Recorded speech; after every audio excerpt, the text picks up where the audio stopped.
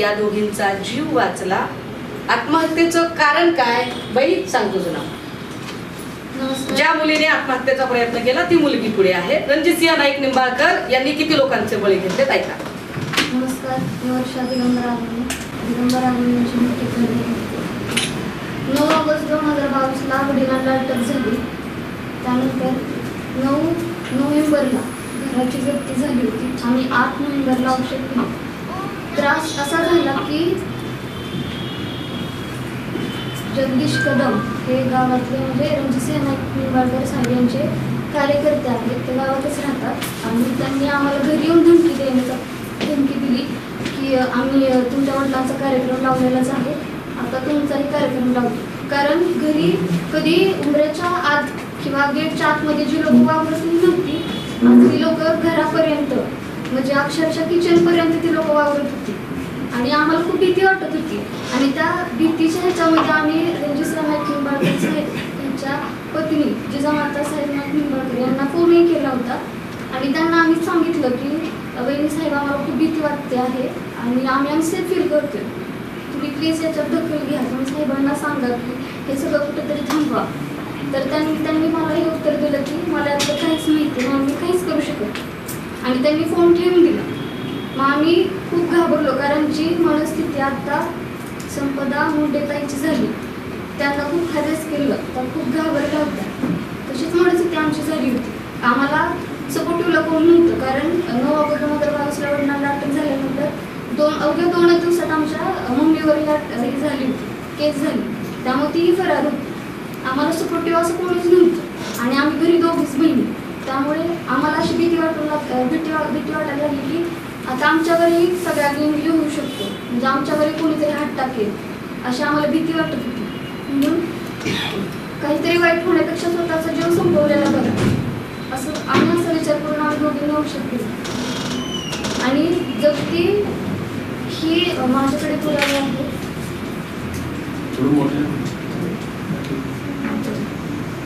तुमचं नाव आणि गाव सांगा। माझं नाव वर्षा दिगंबर आगवणे, मी फलटणची। आगवणे बोला पुढे बोला। सेंट्रल बँक ऑफ इंडिया हे सगळे प्रॉपर्टी आहेत ज्या की तारण नाही आहेत, त्या सुद्धा सील केल्या गेल्या आहेत, हे सगळे आहेत। हा विषय असा आहे, रणजितसिंह नाईक निंबाळकर यांची अनेक व्यवसायांमध्ये भागीदारी होती।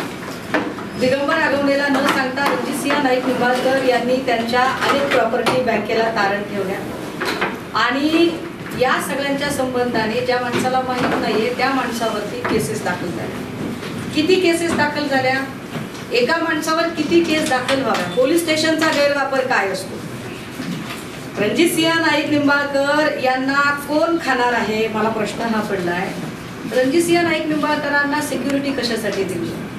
देवेंद्र फडणवीसांनी याची उत्तरं दिली पाहिजेत की रणजितसिंहला मुळात सिक्युरिटी कशासाठी आहे, कुणापासून भीती आहे रणजितसिंह नाईकांना की एका पडेल खासदाराला तुम्ही एवढी सिक्युरिटी दिलेली आहे? ही सिक्युरिटी कशासाठी आहे? ही लोकांना घाबरवण्यासाठी आहे? कारण ज्या केसेस दाखल केल्या एकूण 24 गुन्हे दाखल झाले। महत्वाचं ही पोरगी, ह्या ताई, ती तिकडे ती व्हिडिओ करते ती ताई, तिचा नवरा मेलेला आहे, हे सगळे बाया पोर आहेत। यांनी काय खून केलाय का, अपहरण केलंय का, खंडणी मागितली आहे का, दरोडा टाकलाय का, चोरीमारी केली आहे का, यांच्यावर मकोकासारखा गुन्हा आहे। काय पोलीस स्टेशनचा गैरवापर होऊ शकतो की यांच्यावर मकोकासारखा गुन्हा आहे? काही गुन्हे सांगा आता, तुमची ओळख सांगा आणि गुन्हे सांगा। नमस्कार, मी जयश्री दिगंबर आगवणे, फलटण पंचायत समिती सदस्य, दिगंबर आगवणेंची पत्नी। तर आज जो फलटणमध्ये जो प्रकार घडला, आज 4 दिवस झालं बातम्या बघतोय, जो डॉक्टर संपदाताईंबरोबर जे घडलं ते आम्ही 2 वर्ष झालं त्या ह्याच्यातून जातोय। 3 वर्ष झालं घरापासून घरदार सगळं जप्ती केले, म्हणजे सत्तेचा दुरुपयोग करून त्यांनी सगळी जी प्रॉपर्टी तारण नाही ती तारण आणि आज 9 ऑगस्ट 2022ला माझ्या पतीवरती एका गुन्ह्यामध्ये चौकशीसाठी बोलवलं, दिवसभर बसवलं आणि 5 वाजता अरेस्ट म्हणून सांगितलं। जे की त्याच्यात इंटरिम बेल होता आणि त्यांनी म्हणजे प्रशासनाचा आणि सत्तेचा पुरेपूर फायदा घेऊन आमच्यावरती 25 गुन्हे दाखल केले. हे रितसर गुन्हे आहेत. प्रत्येक केसमध्ये बेल होणार, MCR झाला की बेल घेणार की लगे दुसरा गुन्हा दाखल, लगे तिसरा गुन्हा दाखल, असे करून आमच्यावरती 25 गुन्हे दाखल केले. त्याच्यातले 12 FRI माझ्यावरती आहेत. मोकोका, खंडणी, MPID, ED आणि ते असे आम्ही 2 वर्षाखाली इथं पत्रकार परिषद घेतली होती. त्यावेळेस 3 वर्ष झालं आमची दखल कोणीही घेतली नाही. का पत्रकार परिषद घेतली, सगळे व्हिडिओ ह्याच्यावरून डिलीट केले, यूट्यूबवरून डिलीट केले, पत्रकारांच्या चॅनलवरून डिलीट केले. कोणालाही पत्रकार दबावाखाली कोणालाही आमची बातमी लावून दिली नाही. नंतर आम्ही आमचा यूट्यूब चॅनल खोलला आणि आम्ही आमचे व्हिडिओ बनवले, जे की माझ्याकडे प्रत्येक FRIचा पुरावा आहे. प्रत्येक FRIचा पुरावा आहे आणि प्रत्येक FRIचा कागद आहे माझ्याकडे. त्यांनी EDला हे लेटर दिलेलं आहे. 9 ऑगस्ट 2022ला अरेस्ट झाली आणि लेटर दिले 29/7/2022ला. बँकेला लेटर दिले की EDने तक्रार दाखल केलेली आहे, तुम्ही पण त्याची चौकशी करून तक्रार दाखल करा. आणि ते सांगतात की माझा ह्याच्याशी काही संबंध नाही. ते मुख्याची सुरुवात ह्याच्यापासून झाली. आता प्रश्न असा निर्माण होतो की भाजपा जी सांगते की आमचा ईडीशी काही संबंध नाही, ईडी CBIच्या यंत्रणा कशा वापरल्या जातात एखाद्या माणसाची माती करण्यासाठी, त्याचा भक्कम पुरावा आहे. मुळात ईडीने काय कारवाई केली, ईडीने काय चार्जशीट दाखल केली, ईडी कोणत्या स्टेटसला आहे आता, हे बाहेर कुणालाही कळायचं कारण नाही. पण तरी सुद्धा या केसमध्ये ईडीला स्वतः रणजितसिंह नाईक निंबाळकर पत्र लिहून सांगतात की याच्यावर कारवाई झाली पाहिजे. रणजितसिंह नाईक निंबाळकर ईडीला सगळी माहिती देतात आणि त्यांच्या हे लक्षातच येत नाही. आणि हे पत्र माहिती अधिकाराखाली नंतर आम्हाला पाहायला मिळतं. म्हणजे रणजितसिंह नाईक निंबाळकर एक पडेल खासदार काय पद्धतीची ताकद वापरतात आणि ती ताकद वापरून फक्त तो भाजपच्या वळचणीला माणूस आहे म्हणून त्याच्या संबंधाने कुठलीही चर्चा गवगवा केला जात नाही. आणि मुख्यमंत्री महोदय सरळ क्लीन चिट देतात. मुख्यमंत्र्यांची कालची क्लीन चिट म्हणजे पोलिसांनी तपास थांबवावा याचे एका अर्थाने अलिखित संकेत आहे. हे अलिखित संकेत का दिले जातात? प्रश्न असा निर्माण होतोय की ज्या संपदा मुंडेंचा जीव गेलेला आहे, आमचा पहिला तर हा त्याच्यातला प्रश्न आहे की संपदा मुंडेचा मुळात आत्महत्या झाली की हत्या झाली. आम्हाला दाट संशय आहे की संपदा मुंडेची हॉटेलवर बोलून हत्या झालेली आहे. संपदा मुंडेंची हत्या करण्यामध्ये फक्त गोपाल बदने आणि प्रशांत बनकरच आहे की अजून कोणी लोक आहेत? हे 2च चेहरे आपल्याला दिसत आहेत. पण बाकीचे म्हणजे ज्यांची नावं मी मगाशी घेतली, या सगळ्या लोकांच्या चौकशा झाल्या पाहिजे. ज्या चौकशांमध्ये मी कदाचित ती नावं विसरून जाईल म्हणून मी काही नावं मगाशी घाईघाईने लिहिली होती की ही जी सगळी नावं आहेत यांच्यामध्ये काय त्या सगळ्या लोकांना भाऊबीजेचा दिवस होता, त्याच्या 3 दिवस आधी संपदा मुंडे आपल्या बहिणीला सांगते की माझं कास्ट सर्टिफिकेट व्हेरीफाय करायचंय, ते कास्ट सर्टिफिकेट घेण्यासाठी मी येणार आहे.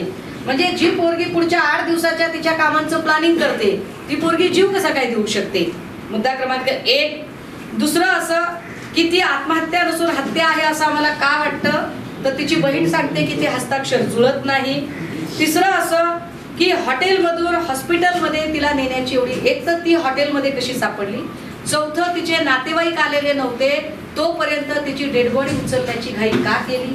का तिची डेड बॉडी उचलली? की फक्त ती बीडची आहे म्हणून, तिचं आडनाव मुंडे आहे म्हणून? म्हणजे एक मुंडे आडनाव जर तुम्हाला कुठेतरी आरोपांच्या कक्षेत सापडलं तर तुम्ही सगळ्या मुंडेंकडे तसंच बघणार का? तुम्ही सगळ्या वंजारी समाजाकडे तसंच बघणार का? माफ करा, मी कधी जातीचं राजकारण करत नाही, पण ज्या पद्धतीने एका मुलीचं कॅरेक्टर असोसिएशन केलं गेलं, मला आश्चर्य वाटते की काही पत्रकार बूम घेऊन जात आहेत आणि बदनेच्या कुटुंबाचे इंटरव्ह्यू करतात. बदनेच्या, अरे गुन्हेगाराचं उदात्तीकरण करता तुम्ही. बदनेच्या कुटुंबाचे इंटरव्ह्यू केले जातात, त्याच्यामध्ये तो कोण दुसरा आहे बनकर, त्याच्या कुटुंबाचे इंटरव्ह्यू केले जातात.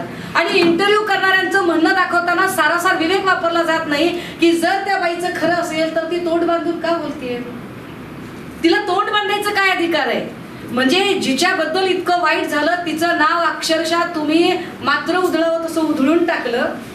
आणि जी मखलाशी करत एक महिला बोलते ती तिचा चेहरा झाकून बोलते, त्याच्यात काहीही सस्पेक्टेड वाटत नाही.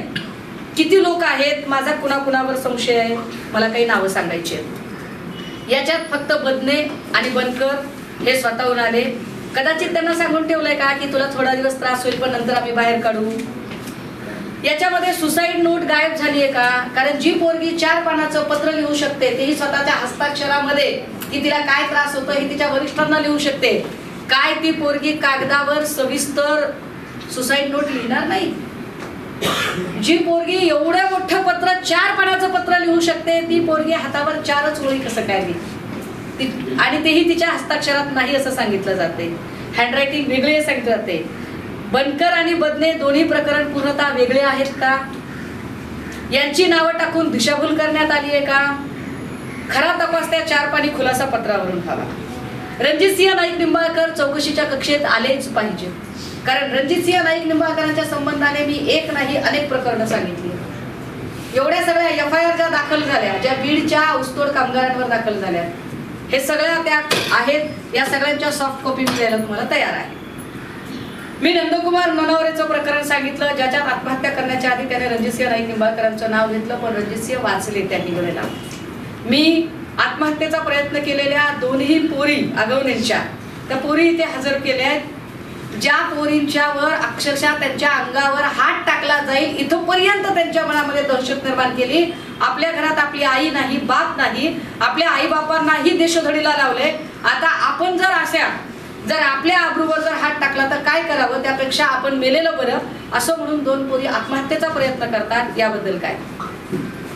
याच्यामध्ये रणजितसिंह नाईक निंबाळकरांचे 2 PA रोहित नागटिळक, राजेश शिंदे चौकशीच्या कक्षेत आले पाहिजे.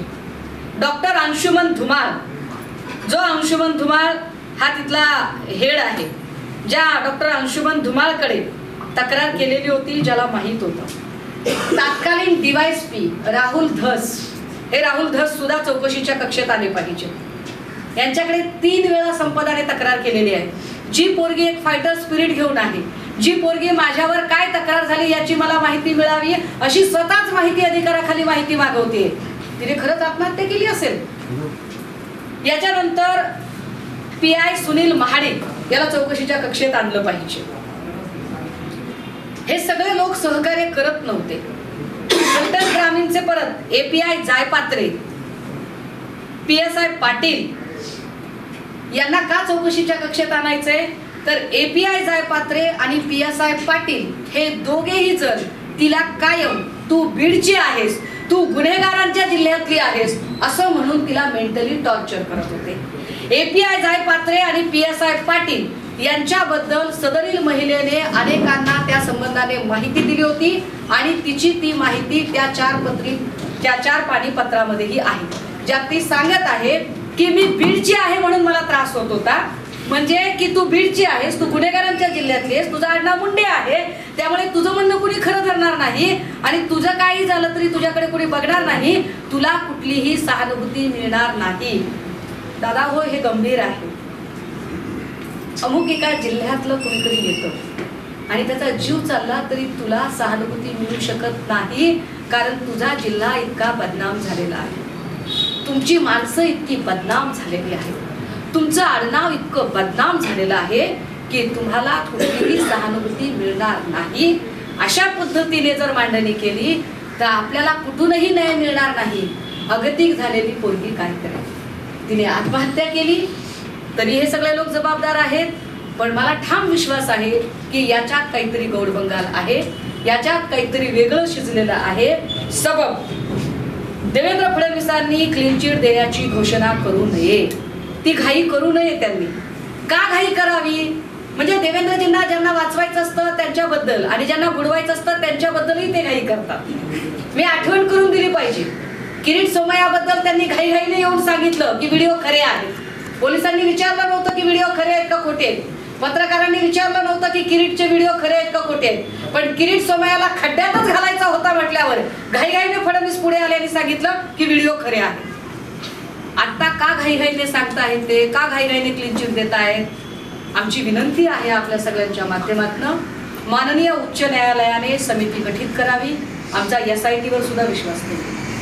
माननीय उच्च न्यायालयाने समिती गठीत करावी आणि या खून प्रकरणाचा, आम्हाला वाटतंय की याच्यात खून झालाय, आम्हाला वाटतंय की बीडच्या एका पोरीची इन्स्टिट्यूशनल हत्या झालीये, ही संस्थात्मक हत्या आहे.